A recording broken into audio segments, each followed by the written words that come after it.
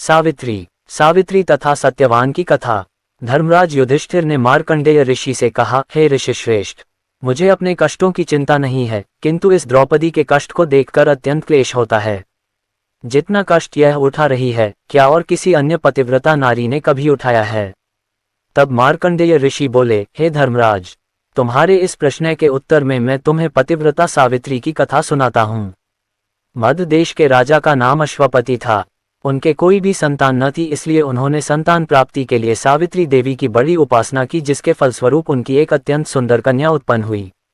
सावित्री देवी की कृपा से उत्पन्न उस कन्या का नाम अश्वपति ने सावित्री ही रख दिया। सावित्री की उम्र, रूप, गुण और लावण्य शुक्ल पक्ष के चंद्रमा की तरह बढ़ने लगी और वह युवावस्था को प्राप्त हो गई। अब उसके पिता राजा अश्वपति को उसके विवाह की चिंता होने लगी। एक दिन उन्होंने सावित्री को बुलाकर कहा कि पुत्री, तुम अत्यंत विदुषी हो, अतः अपने अनुरूप पति की खोज तुम स्वयं ही कर लो। पिता की आज्ञा पाकर सावित्री एक वृद्ध तथा अत्यंत बुद्धिमान मंत्री को साथ लेकर पति की खोज हेतु देश विदेश के पर्यटन के लिए निकल पड़ी। जब वह अपना पर्यटन कर वापस अपने घर लौटी तो उस समय सावित्री के पिता देवर्षि नारद के साथ भगवत चर्चा कर रहे थे। सावित्री ने दोनों को प्रणाम किया और कहा कि हे पिता, आपकी आज्ञानुसार मैं पति का चुनाव करने के लिए अनेक देशों का पर्यटन कर वापस लौटी हूँ। शाल्व देश में द्युमत्सेन नाम से विख्यात एक बड़े ही धर्मात्मा राजा थे, किंतु बाद में दैववश वे अंधे हो गए। जब वे अंधे हुए उस समय उनके पुत्र की बाल्यावस्था थी। द्युमत्सेन के अंधत्व तथा उनके पुत्र के बाल्यपन का लाभ उठाकर उसके पड़ोसी राजा ने उनका राज्य छीन लिया। तब से वे अपनी पत्नी एवं पुत्र सत्यवान के साथ वन में चले आए और कठोर व्रतों का पालन करने लगे। उनके पुत्र सत्यवान अब युवा हो गए हैं, वे सर्वथा मेरे योग्य हैं, इसलिए उन्हीं को मैंने पति रूप में चुना है। सावित्री की बातें सुनकर देवर्षि नारद बोले कि हे राजन, पति के रूप में सत्यवान का चुनाव करके सावित्री ने बड़ी भूल की है। नारद जी के वचनों को सुनकर अश्वपति चिंतित होकर बोले कि हे देवर्षि, सत्यवान में ऐसे कौन से अवगुण हैं जो आप ऐसा कह रहे हैं? इस पर नारद जी ने कहा कि राजन, सत्यवान तो वास्तव में सत्य का ही रूप है और समस्त गुणों का स्वामी है, किंतु वह अल्पायु है और उसकी आयु केवल 1 वर्ष ही शेष रह गई है। उसके बाद वह मृत्यु को प्राप्त हो जाएगा। देवर्षि की बातें सुनकर राजा अश्वपति ने सावित्री से कहा कि पुत्री, तुम नारद जी के वचनों को सत्य मानकर किसी दूसरे उत्तम गुणों वाले पुरुष को अपना पति के रूप में चुन लो। इस पर सावित्री बोली कि हे तात, भारतीय नारी अपने जीवन काल में केवल एक ही बार पति का वरण करती है। अब चाहे जो भी हो, मैं किसी दूसरे को अपने पति के रूप में स्वीकार नहीं कर सकती। सावित्री दृढ़ता को देखकर देवर्षि नारद अत्यंत प्रसन्न हुए और उनकी सलाह के अनुसार राजा अश्वपति ने सावित्री का विवाह सत्यवान के साथ कर दिया। विवाह के पश्चात सावित्री अपने राजसी वस्त्राभूषणों को त्याग कर तथा वल्कल धारण कर अपने पति एवं सास श्विसुर के साथ वन में रहने लगी। पति तथा सास श्विसुर की सेवा ही उसका धर्म बन गया, किंतु ज्यों-ज्यों समय व्यतीत होता जाता था, सावित्री के मन का भय बढ़ता जाता था। अंततः वह दिन भी आ गया जिस दिन सत्यवान की मृत्यु निश्चित थी। उस दिन सावित्री ने दृढ़ निश्चय कर लिया कि वह आज अपने पति को एक भी पल अकेला नहीं छोड़ेगी। जब सत्यवान लकड़ी काटने हेतु कंधे पर कुल्हाड़ी रखकर वन में जाने के लिए तैयार हुए तो सावित्री भी उसके साथ जाने के लिए तैयार हो गई।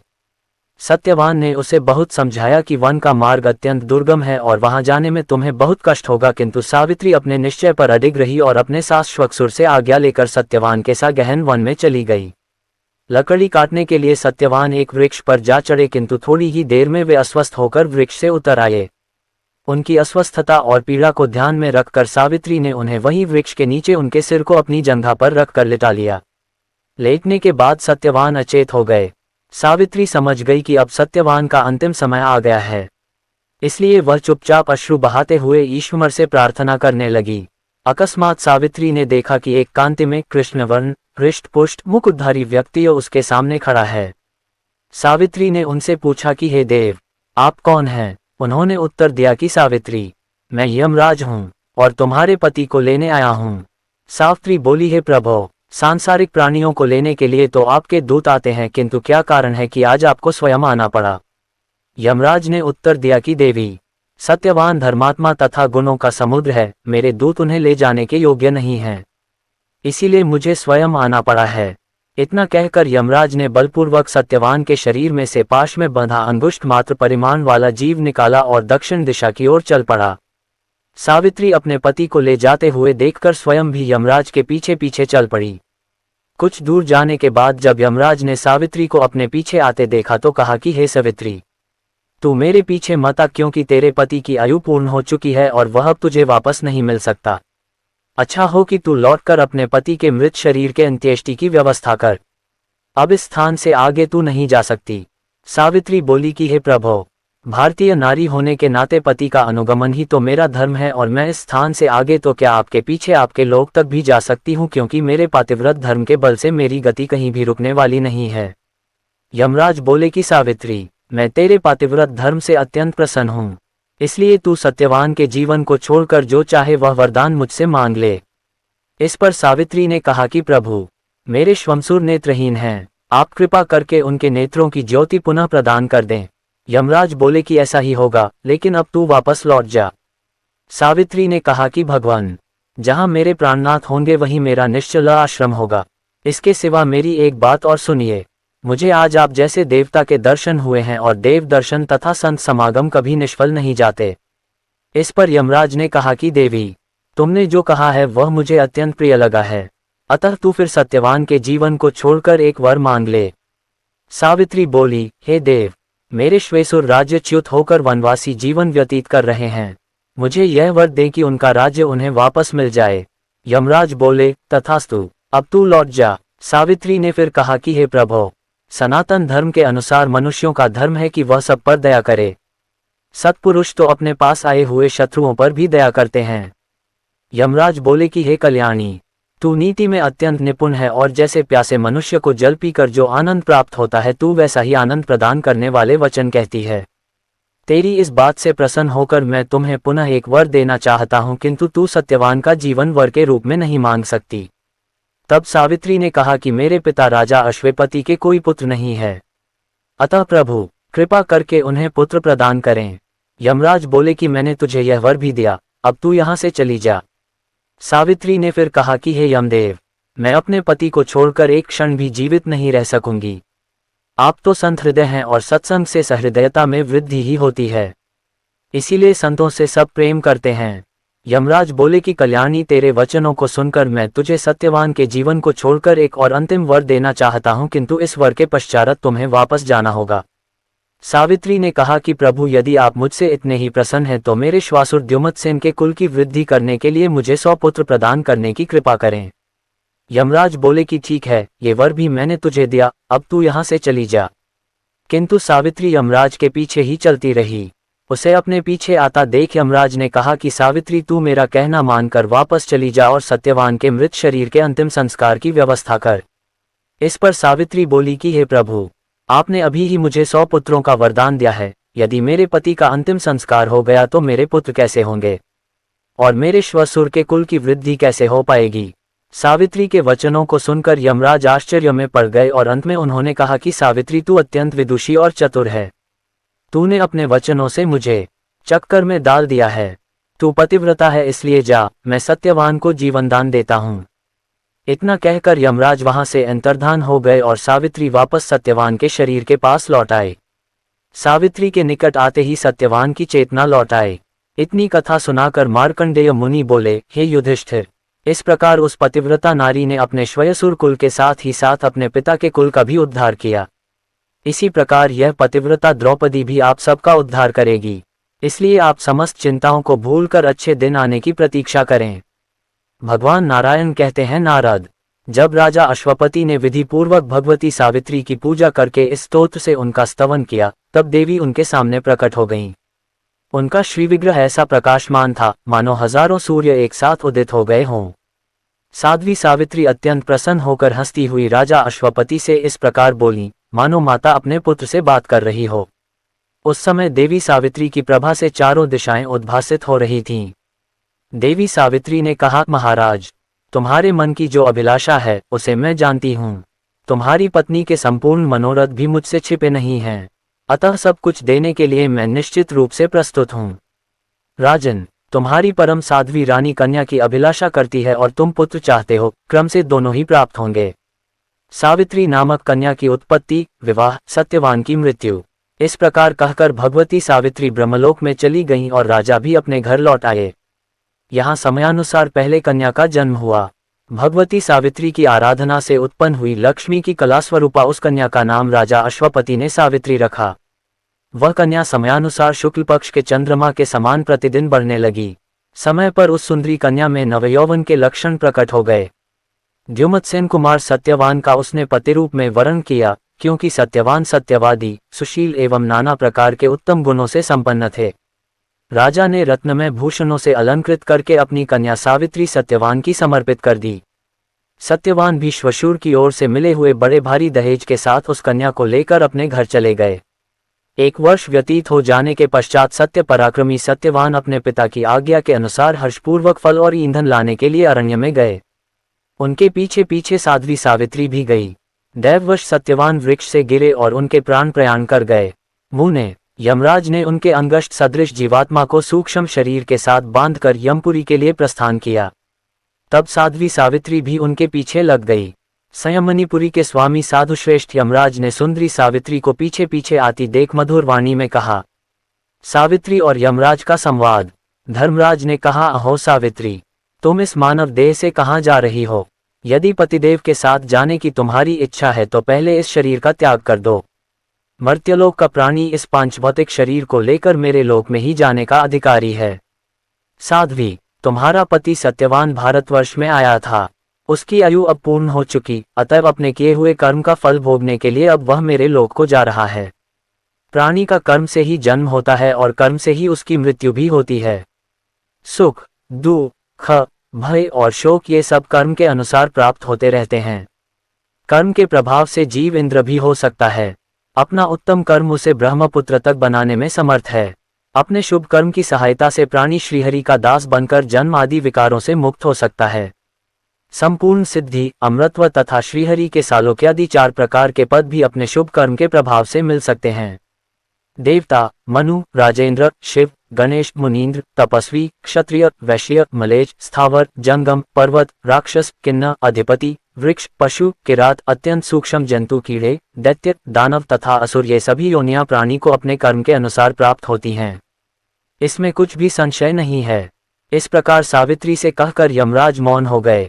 भगवान नारायण कहते हैं, मुने, पतिव्रता सावित्री ने यमराज की बात सुनकर परम भक्ति के साथ उनका स्तवन किया। फिर वह उनसे पूछने लगी। सावित्री ने पूछा, भगवान, कौन कार्य है? किस कर्म के प्रभाव से क्या होता है? कैसे फल में कौन कर्म हेतु है? कौन देह है और कौन देही है? अथवा संसार में प्राणी किसकी प्रेरणा से कर्म करता है? ज्ञान, बुद्धि, शरीरधारियों के प्राण, इंद्रियां तथा उनके लक्षण एवं देवता, भोक्ता, भोजयिता, भोज, निष्कृति तथा जीव और परमात्मा ये सब कौन और क्या हैं? इन सब का परिचय देने की कृपा कीजिए। धर्मराज बोले, साध्वी सावित्री, कर्म 2 प्रकार के हैं, शुभ और अशुभ। वेदोक्त कर्म शुभ हैं। इनके प्रभाव से प्राणी कल्याण के भागी होते हैं। वेद में जिसका स्थान नहीं है वह शुभ कर्म नरकप्रद है। भगवान विष्णु की जो संकल्परहित हेतु की सेवा की जाती है उसे कर्म निर्मूल रूपा कहते हैं। ऐसी ही सेवा हरि भक्ति प्रदान करती है। कौन कर्म के फल का भोगता है और कौन निर्लिप्त, इसका उत्तर यह है। श्रुति का वचन है कि श्रीहरि का जो भक्त है वह मनुष्य मुक्त हो जाता है। जन्म, मृत्यु, जरा, व्याधि, शोक और भय ये उस पर अपना प्रभाव नहीं डाल सकते। साध्वी, श्रुति में मुक्ति भी 2 प्रकार की बताई गई है जो सर्वसम्मत है। एक को निर्वाण प्रदा कहते हैं और दूसरी को हरिभक्ति प्रदा। मनुष्य इन दोनों के अधिकारी हैं। वैष्णव पुरुष हरिभक्ति स्वरूपा मुक्ति चाहते हैं और अन्य साधु जन निर्वाण प्रदा मुक्ति की इच्छा करते हैं। कर्म का जो बीज रूप है वही सदा फल प्रदान करने वाला है। कर्म कोई दूसरी वस्तु नहीं, भगवान श्री कृष्ण का ही रूप है। वे भगवान प्रकृति से परे हैं। कर्म भी इन्हीं से होता है क्योंकि वे उसके हेतु रूप हैं। जीव कर्म का फल भोगता है, आत्मा तो सदा निर्लिप्त ही है। देही आत्मा का प्रतिबिंब है, वही जीव है। देह तो सदा से नश्वर है। पृथ्वी, तेज, जल, वायु और आकाश ये 5 भूत उसके उपादान हैं। परमात्मा के सृष्टि कार्य में ये सूत्र रूप हैं। कर्म करने वाला जीव देही है, वही भोक्ता और अंतर्यामी रूप से भोजयिता भी है। सुख एवं दुख के साक्षात स्वरूप वैभव का ही दूसरा नाम भोग है। निष्कृति मुक्ति को ही कहते हैं। सत्सत संबंधी विवेक के आदि कारण का नाम ज्ञान है। इस ज्ञान के अनेक भेद हैं। घटपटादि विषय तथा उनका भेद ज्ञान के भेद में कारण कहा जाता है। विवेचनमय शक्ति को बुद्धि कहते हैं। श्रुति में ज्ञान बीज नाम से इसकी प्रसिद्धि है। वायु के ही विभिन्न रूप प्राण हैं। इन्हीं के प्रभाव से प्राणियों के शरीर में शक्ति का संचार होता है। जो इंद्रियों में प्रमुख, परमात्मा का अंश, संशयात्मक, कर्मों का प्रेरक, प्राणियों के लिए दुर्निवार्य, अनिरूप्य, अदृश्य तथा बुद्धि का एक भेद है, उसे मन कहा गया है। ये शरीरधारियों का अंग तथा संपूर्ण कर्मों का प्रेरक है। यही इंद्रियों को विषयों में लगाकर दुखी बनाने के कारण शत्रु रूप हो जाता है और सत्कार्य में लगाकर सुखी बनाने के कारण मित्र रूप है। आँख, कान, नाम, त्वचा और जिह्वा आदि इंद्रियां हैं। सूर्य, वायु, पृथ्वी और वाणी आदि इंद्रियों के देवता कहे गए हैं। जो प्राण एवं देहादि को धारण करता है, उसी की जीव संज्ञा है। प्रकृति से परे जो सर्वव्यापी निर्गुण ब्रह्म है, उन्हीं को परमात्मा कहते हैं। ये कारणों के भी कारण हैं। ये स्वयं भगवान श्री कृष्ण हैं। वत्से, तुमने जो कुछ पूछा था, वह सब मैंने शास्त्रानुसार बतला दिया। यह विषय ज्ञानियों के लिए परम ज्ञानमय है। अब तुम सुखपूर्वक लौट जाओ। सावित्री ने कहा, प्रभो, आप ज्ञान के अथाह समुद्र हैं। अब मैं इन अपने प्राणनाथ और आपको छोड़कर कैसे कहाँ जाऊं? मैं जो बातें पूछती हूँ, उसे आप मुझे बताने की कृपा करें। जीव किस कर्म के प्रभाव से किन किन योनियों में जाता है? पिताजी, कौन कर्म स्वर्गप्रद है और कौन नरकप्रद? किस कर्म के प्रभाव से प्राणी मुक्त हो जाता है तथा श्रीहरि में भक्ति उत्पन्न करने के लिए कौन सा कर्म कारण होता है? किस कर्म के फलस्वरूप प्राणी रोगी होता है और किस कर्म फल से निरोग? दीर्घजीवी और अल्पजीवी होने में कौन कौन से कर्म प्रेरक हैं? किस कर्म के प्रभाव से प्राणी सुखी होता है और किस कर्म के प्रभाव से दुखी? किस कर्म से मनुष्य अंगहीन, एकाक्ष, बधिर, अंधा, पंगु, उन्मादी, पागल तथा अत्यंत लोभी और नरघाती होता है एवं सिद्धि और सालोक्यादि मुक्ति प्राप्त होने में कौन कर्म सहायक है? किस कर्म के प्रभाव से प्राणी ब्राह्मण होता है और किस कर्म के प्रभाव से प्राणी ब्राह्मण होता है और अल्पजीवी होने में कौन कौन से कर्म प्रेरक हैं? किस कर्म के प्रभाव से प्राणी सुखी होता है और किस कर्म के प्रभाव से दुखी? किस कर्म से मनुष्य अंगहीन, एकाक्ष, बधिर, अंधा, पंगु, उन्मादी, पागल तथा अत्यंत लोभी और नरघाती होता है एवं सिद्धि और सालोक्यादि मुक्ति प्राप्त होने में कौन कर्म सहायक है? किस कर्म के प्रभाव से प्राणी ब्राह्मण होता है और किस कर्म के प्रभाव से प्राणी ब्राह्मण होता है और किस कर्म के प्रभाव से तपस्वी, स्वर्गादि भोग प्राप्त होने में कौन कर्म साधन है? किस कर्म से प्राणी वैकुंठ में जाता है? ब्रह्मन, गोलोक निरामय और संपूर्ण स्थानों से उत्तम धाम है। किस कर्म के प्रभाव से उसकी प्राप्ति हो सकती है? कितने प्रकार के नरक हैं और उनकी कितनी संख्या और उनके क्या क्या नाम हैं? कौन किस नरक में जाता है और कितने समय तक वहां यातना भोगता है? किस कर्म के फल से पापियों के शरीर में कौन सी व्याधि उत्पन्न होती है? भगवान, मैंने ये जो प्रश्न किए हैं, इन सब के उत्तर देने की आप कृपा करें। सावित्री धर्मराज के प्रश्नोत्तर। सावित्री को वरदान।